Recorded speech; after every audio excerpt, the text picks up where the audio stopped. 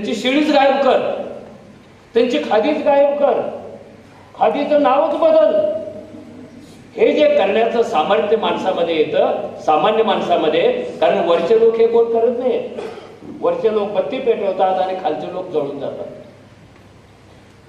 हे मेणबत्ती सारखं आहे, हे ते दिव्यावर झडप घालणाऱ्या पाखरासारखं आहे. काय म्हणतात त्याला हिंदीत?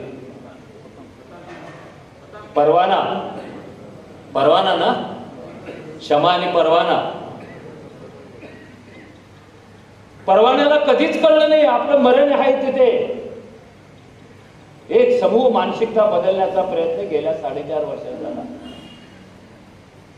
धर्माच्या नव्या नव्या कल्पना.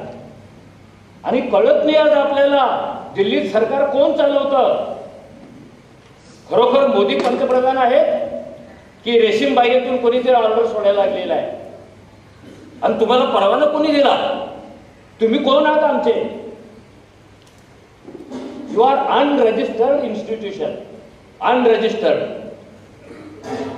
विजेचं बिल भरलं नाही तर बत्ती गुल होते आपली.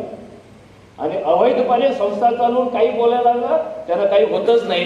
त्याचं कारण सत्ता त्यांच्या ताब्यात आहे. भांडवलशाही बरोबर त्यांची मैत्री झाल्यामुळं संपत्ती त्यांच्या ताब्यात आहे. आणि धर्मशाही त्यांची बटीक झाल्यामुळं ते पण त्यांच्या ताब्यात आहे. म्हणून आता चर्चा करतो. अशी परिस्थिती यापूर्वी आली नव्हती. कारण ह्या तिन्ही आघाड्या प्रत्येक वेळेला स्वतंत्र स्वतंत्र राहायच्या आणि सुविचारच केलेले होते. धर्मसत्ता आणि राज्यसत्तेने एकामेकाला कधी भेटू नये. सरकार सेक्युलर पाहिजे. म्हणजे सेक्युलर असलेल्या राज्यघटनेची शपथ घेऊन आत जायचं आणि आत गेल्यानंतर नॉन सेक्युलर कारभार चालू करायचा. सब उलटा हो गया. मैं राज्यघटनेची शपथ लेता हूं आणि बाहेर आल्यानंतर आणि आज सुद्धा बरोबर नॉन सेक्युलर वर्तन करायचं. हे का होतंय हा मला प्रश्न पडलेला आहे. हे इतकं उघडपणे का होतं आणि हे कुठे कुठे झालंय? हे सगळीकडे झालेलं आहे. हे राजकारणामध्ये झालं का? प्रशासनात काय झालेलं आहे? राधेमा नाव माहिती आहे का? कोण आहे तो?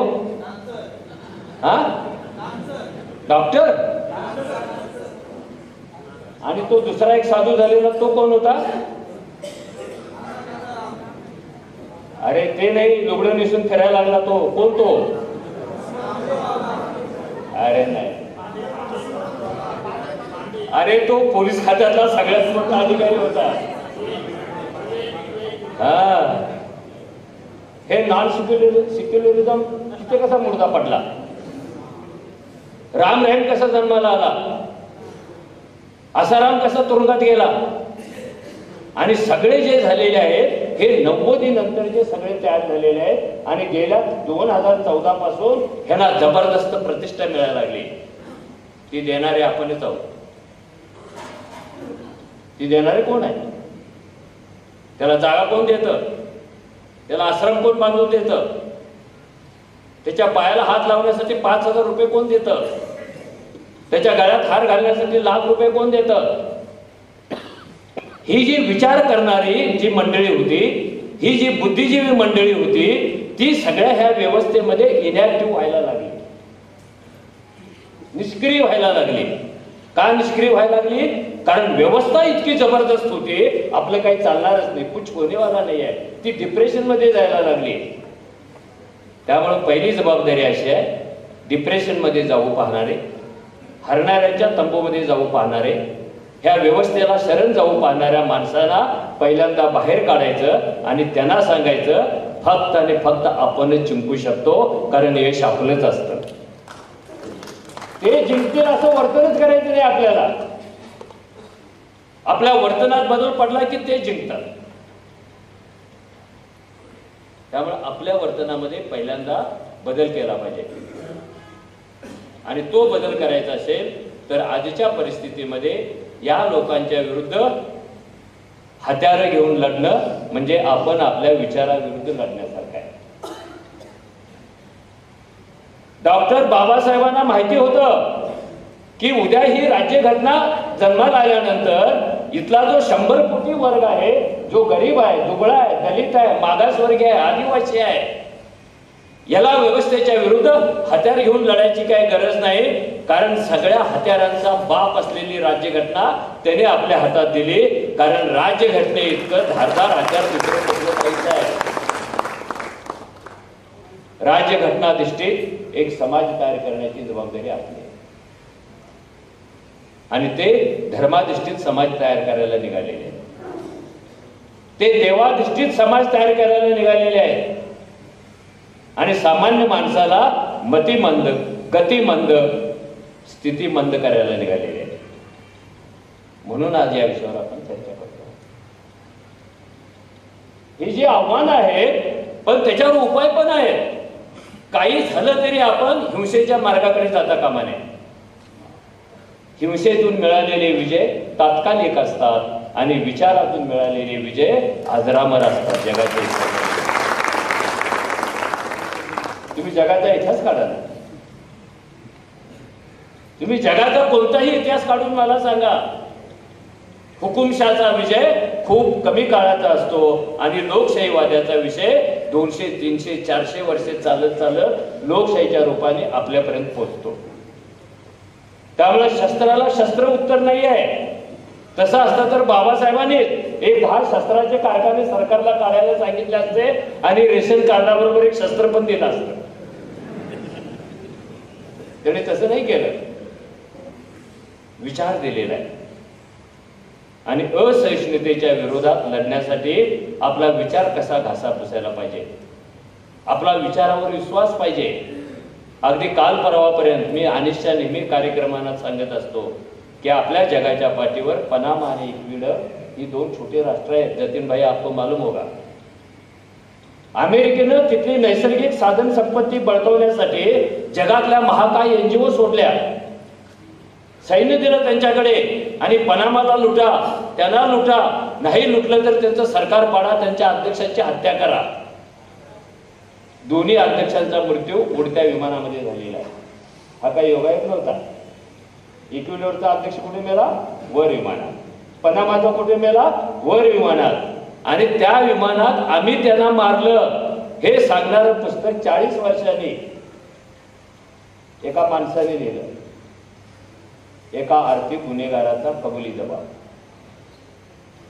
त्या पुस्तकात हे त्यांनीच लिहिले. ह्या दोन्ही देशातल्या लोकांना शस्त्राच्या जोरावर नमवायचं होतं, पण हे दोन्ही देश शस्त्राच्या विरोधात विचार घेऊन जात होते. आणि तो जो ओमर होता पनामाचा अध्यक्ष, बरोबर आहे ना? ओमर, काश्मीरचा ओमर अब्दुल्ला नव्हे, ते एक वेगळंच प्रकरण आहे, तिकडे जायचं नाही आपल्याला. हा भारी होता, हा डुप्लिकेट आहे.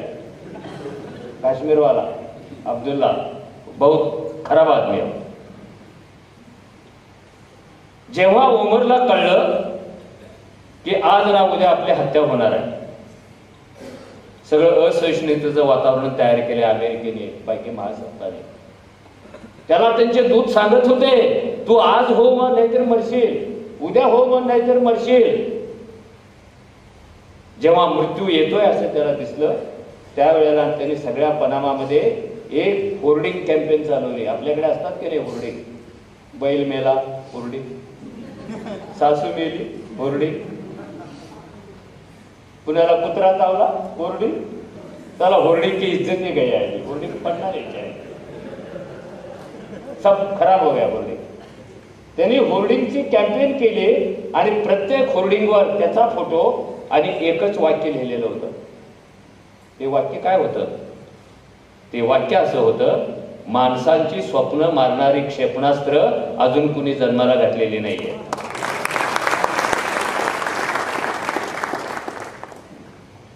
त्यामुळं हा जो आपला सहिष्णुतेचा जागर आहे, हा जो आपला असहिष्णुतेला विरोध आहे, हा विचारांच्या पातळीवरच चालला पाहिजे. म्हणजे माझं तर परफेक्ट तेच मत आहे.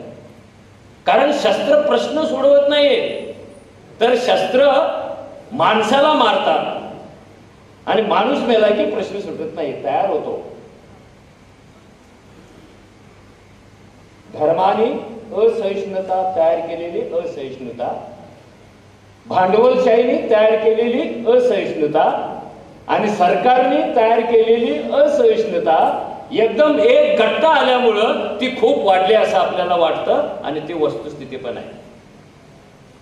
समाज जीवनात आहे, अर्थकारणामध्ये आहे. रोज शेतकरी आत्महत्या करतात. याचा अर्थ माणूस स्वतःविषयी सुद्धा असहिष्णू झाला, नाहीतर तो मरतो कसा? स्वतःविषयीचं प्रेम कमी झालं, स्वतःविषयीचा आदर कमी झाला, स्वतःविषयीचं महत्व कमी झालं, जगण्याची इच्छा संपली, इतका तो असहिष्णू बनला आणि तो आत्महत्या करून बसला. तरुण आत्महत्या करतात, आदिवासी मुलं आत्महत्या करतात, बाया आत्महत्या करतात, मरतात माणसं मुंग्यासारखी. आणि मी सातत्याने प्रश्न विचारतो, साला हा देश कुणाचा आहे?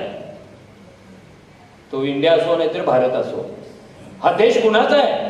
हा मरणाऱ्यांचा आहे की जगणाऱ्यांचा देश आहे? हे पहिल्यांदा ठरवा.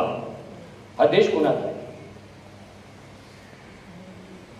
मरण्याचे मार्ग असंख्य झालेले आहेत आणि जगवण्याचे मार्ग कमी कमी होत झालेले आहेत, कारण ह्या तिन्ही गोष्टी एकत्र आल्यामुळं असहिष्णुतेचं स्वरूप सुद्धा पडत झालेलं आहे. ती पूर्वी निवेदनं काढायची, आता डायरेक्ट गोळीत घालतो. आम्ही जेव्हा चळवळीत होतो तेव्हा निवेदनं काढायची, काहीतरी मूक मोर्चा काढायची. आता पण मूक मोर्चा निघतात ते वेगळ्या कारणासाठी, त्याच्यावर काही चर्चा करू नये. आज पण निघाला होता. माझा मुद्दा असा आहे, माणसाचं जीवन कुरूप करण्याचं काम असहिष्णुता करत असते. माणसाचं जीवन कुरूप झालं की समाज कुरूप होतो, समाज कुरूप झाला देश कुरूप होतो. जर ह्याला सुंदर ठेवायचं असेल, सुरूप ठेवायचं असेल, तर ही जी असहिष्णुतेची आव्हानं तयार झालेली आहेत, ती विचाराने, ती संघटना पातळीवर, ती सगळ्यांना एकत्र घेऊन, मला हे अनिश्चित हे कार्यक्रम बघितल्यावर अजून एका गोष्टीचा आनंद होतो. खरं म्हणजे जे सगळे प्रोग्रेसिव्ह फ्रंटचे लोक असतात ना, ते अनिश्चित व्यासपीठावर एकत्र येतात. मला अनेकदा मोह होतो की साला ह्यांचं राजकीय ऐक्य करण्यासाठी सुद्धा अविनाशने पुढाकारी घ्यायला पाहिजे, कारण 19 जवळ आलेलं आहे. मला मोह होतो, मी काय बोललेलो नाही आणि मी खाजगीत तर अजिबात बोललो नाही. काय बोलायचं ते पब्लिकली बोलायचं म्हणून आज बोललो. हे ताकद आहे त्या विचारामध्ये. सगळ्यांना असं का वाटतंय ते जावाचं, ते का अटी घालत नाही, ते का शंका घेत नाही? तर एक असं सुंदर ठिकाण तयार झालेलं आहे की विश्वासाने आपल्याला तिथे जावंसं वाटतं. असहिष्णुता का वाटते? तिला विरोध करणाऱ्यांची छकल होतात. ज्यांनी बाहेर राहून आव्हान द्यायला पाहिजे ते सत्तेची ऊब घ्यायला त्यांच्याच पंखाखाली बसलेले आहेत. त्यांच्या प्रायोरिटी बदलल्या. त्यांनी विचाराचं करप्शन करायला सुरुवात केली. पार्लमेंट ही इतकी महत्वाची संधी असते, एक दुर्मिळ ठिकाण असतं, एक महत्वाचं ठिकाण असतं की ह्या सगळ्या असहिष्णुतेच्या विरुद्ध आवाज उठवायला पाहिजे तिथे. पण जे आवाज उठवायला पाहिजे ते काय करतात गुरुजी? पोयम. याला किती भारी शब्द वापरला. पोयम. अरे पोयम केलं असतं तर इथे कार्य वाचन ठेवलं असतं ना. ते चारोळ्या करतात आणि चारोळ्या हा साहित्यातला ड दर्जाचा निकृष्ट प्रकार आहे. ज्याला काहीच येत नाही तो चारोळ्या करतो. चारोळ्याला प्रतिमेची गरज नाही आहे, यमकाची गरज नाही आहे, आयशे नाही आहे. काय गरज आहे? विद्यापीठात सगळीकडे झाडे झाडे, कारण कुलगुरू आहेत गाडे.